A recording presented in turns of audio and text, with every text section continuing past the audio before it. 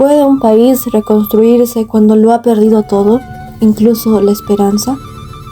Bienvenidos a todos y todas. Yo soy Waleska Gutiérrez y esto es Contrapodcast Histórico, un espacio donde cada semana compartimos historias que nos invitan a mirar el pasado con otros ojos, desde la educación, la cultura y la memoria, para entender mejor quiénes somos hoy.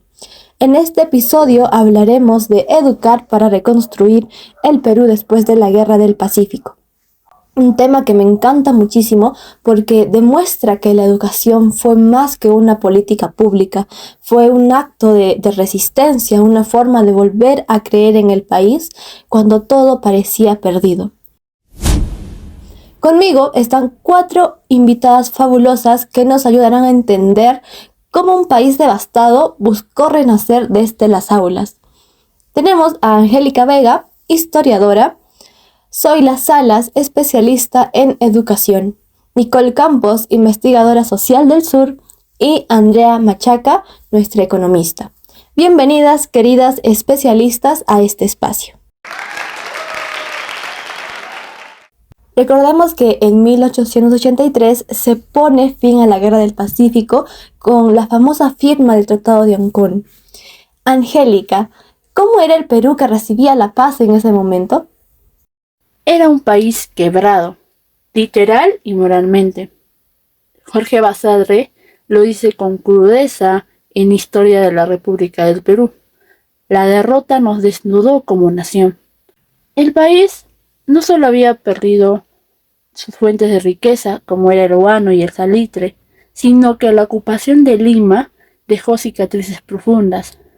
Estas no solo destruyeron ferrocarriles o haciendas, también desmoronó la confianza en la élite que nos había llevado al desastre. Y en términos financieros, Julio Kotler, en su libro Clases, Estado y Nación en el Perú, nos explica que el Estado estaba en bancarrota, sin los ingresos del guano porque se había acabado, ni el control del salitre porque estaba en manos de Chile. No había manera de pagar a los maestros ni de imprimir libros. Y básicamente, en ese contexto, invertir en educación tanto como acceder a ella era un lujo, no un derecho, porque el Perú se había quedado sin base económica. La crisis no fue únicamente económica, sino que también fue simbólica. Un claro ejemplo fue lo que ocurrió con la Biblioteca Nacional, porque esta había sido saqueada durante la ocupación chilena. Afortunadamente tuvimos a Ricardo Palma, o el bibliotecario mendigo como muchos lo conocen, porque él asumió la tarea de reconstruirla. Pero en base a ello pensemos, si el principal templo del saber en Lima había quedado prácticamente vacío, ¿qué era lo que podíamos esperar de las escuelas rurales? ¿Qué era lo que quedaba para ellos? Mi querida Zoila, este vacío cultural no solo afectó a la economía, sino también a la identidad nacional. Basadre lo resume muy bien. La guerra no solo destruyó el territorio, sino la moral colectiva. Y esta moral de la que hablamos definitivamente estaba rota, y esta debía partir la reconstrucción educativa.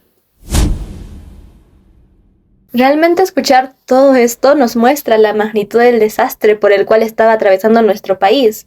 Y Zoila, dime, en medio de toda esa ruina nacional que teníamos, ¿hubo algún intento real de reorganizar la educación?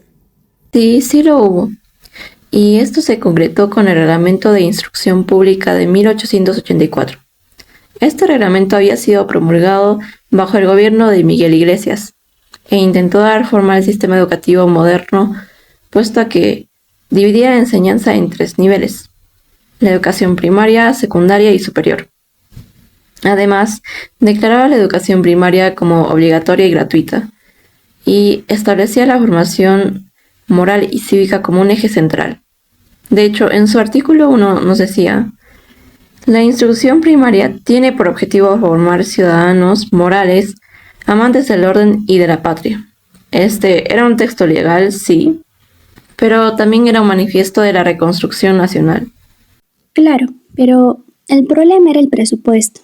El propio Kotler nos advierte que el Estado peruano funcionaba gracias a préstamos, y en especial el contrato Grace de 1889, que básicamente entregaba nuestros ferrocarriles a los acreedores británicos. Así que, aunque el reglamento era ambicioso y tenía grandes metas, no había suficientes recursos para aplicarlos fuera de Lima, lo que acrecentaba aún más las desigualdades que de por sí ya habían.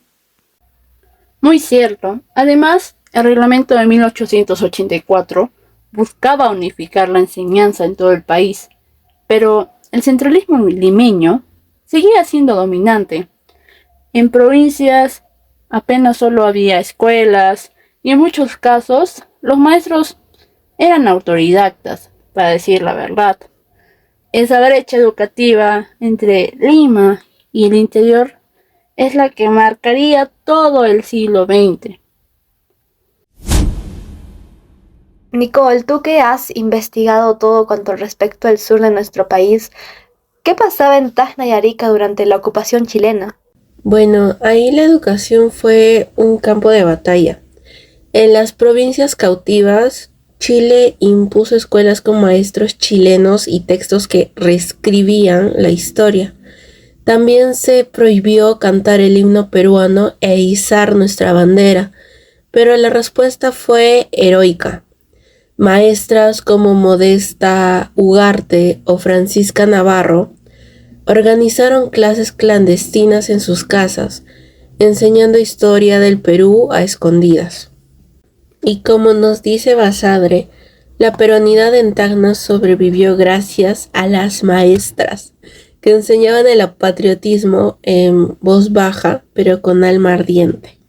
Así como lo dijo Basadre, esa educación clandestina fue el germen de una pedagogía patriótica. El aula se convirtió en un espacio de resistencia cultural, algo que influiría en la idea de la educación como un instrumento de soberanía nacional. Coincido con Angélica. De hecho, un dato interesante sobre esto es que en Tacna y Arica, pese a la represión que había, las familias peruanas invertían en mantener esas clases secretas, lo que nos demuestra cómo la educación se convirtió en una prioridad emocional y política, incluso antes que la económica. Después de toda esta destrucción, esta masacre que hubo hacia nuestro país, surge una pregunta bastante inevitable. A nivel nacional, ¿cómo se replanteó qué enseñar después de la guerra? Hubo una profunda autocrítica respecto a esto. Por ejemplo, aquí tenemos a Manuel González Prada, que en su discurso del Politeama en el año 1888 acusó la educación de ser tradicional, clerical y retrógrada. Porque recordemos que su pensamiento era que la enseñanza debía ser algo más científico, laico y moderno. Incluso nos dice, no queremos colegios de rezadores, sino escuelas de pensadores. Esta visión transformadora luego influiría en otros pensadores como José Antonio Encinas, quien era parte de la generación 900. Él, en su obra titulada Un ensayo de escuela nueva en el Perú, publicada en el año 1982, propondría una educación que esté más centrada en el niño, que sea activa, patriótica y democrática. Encinas decía, no puede haber una educación nacional sin una escuela que nazca de la realidad peruana. Su propuesta estaba relacionada con lo que decía el reglamento de 1884 y también con el ideal que tenía González Prada, pero este tenía un enfoque más pedagógico y concreto. Así como lo mencionas, esa continuidad era clave, porque los positivistas de fines del siglo XIX realmente querían reemplazar la retórica por la ciencia, y Encinas le añadió la sensibilidad social. Más adelante, con José Carlos Mariátegui, en su obra de 7 ensayos de interpretación de la realidad peruana de 1928, diría que la educación es un problema meramente político, en donde la escuela debería y seguiría siendo el campo donde se libraba la batalla por el Perú. Siempre hubo un abismo entre el discurso y la práctica. En el reglamento de 1884 se establecía una educación para todos, pero el presupuesto real apenas cubría los colegios de la capital. Y como diría Aníbal Quijano en Dominicación y Cultura, el centralismo limeño siguió marcando las desigualdades del sistema educativo. Y claro, no podemos olvidar las ideas de Encinas y Mariátegui, porque ambos coinciden en algo. La educación debía responder a la realidad del país, no a los modelos europeos o extranjeros. Entonces, el error que se cometió en el siglo XIX fue intentar reconstruir el Perú con una escuela europea, ajena al contexto andino y rural. Hemos hablado un poco del desastre, de los intentos por educar y de los ideales que surgieron en la época. En base a ello, les hago la pregunta a mis queridas especialistas: ¿qué legado dejó todo este proceso para el Perú? En el sur, la educación se volvió sinónimo de patria. Cuando Tacna se reincorporaba al Perú en 1929, las celebraciones hablan de recuperar la escuela peruana y educar para existir. Y en el resto del país, la reconstrucción educativa fue lenta, desigual y centralizada. El Perú había invertido solo en Lima, abandonando los Andes y la Amazonía, algo que lamentablemente aún se siente en la actualidad. Pero también hubo un despertar. Las misiones educativas y las escuelas normales del siglo XX fueron hijas de ese esfuerzo de reconstrucción. Sí, y como lo mencionas, Andrea, pero también nos quedaba una enseñanza de que la educación no solo forma individuos, sino también naciones. Y esto Basadre lo complementa y nos dice de que la educación es la más grande de las reconstrucciones. Podríamos deducir de que cada escuela creada después de la guerra en realidad era una piedrita colocada para reconstruir nuestra patria. Exacto, la posguerra nos dejó con la convicción de que la soberanía se defiende también desde el aula. El reglamento de 1884, el pensamiento de Manuel González Prada y Encinas han marcado una línea continua, de que educar era y sigue siendo reconstruir. Encinas lo resumía con una claridad impresionante. Personalmente, hubo una frase que me gustó mucho, la cual dice: educar es hacer patria, que para mí describe claramente lo que significó la educación durante la posguerra.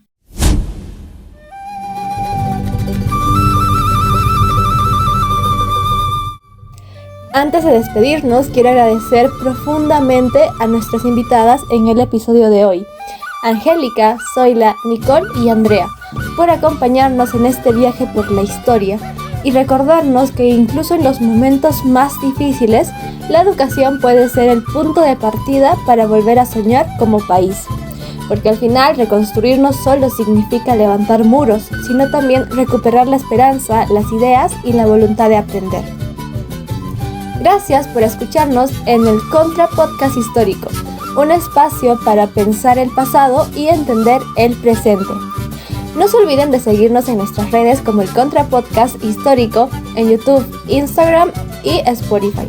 Nos reencontramos en la próxima historia, esa que no siempre se cuenta en clase. Bye bye.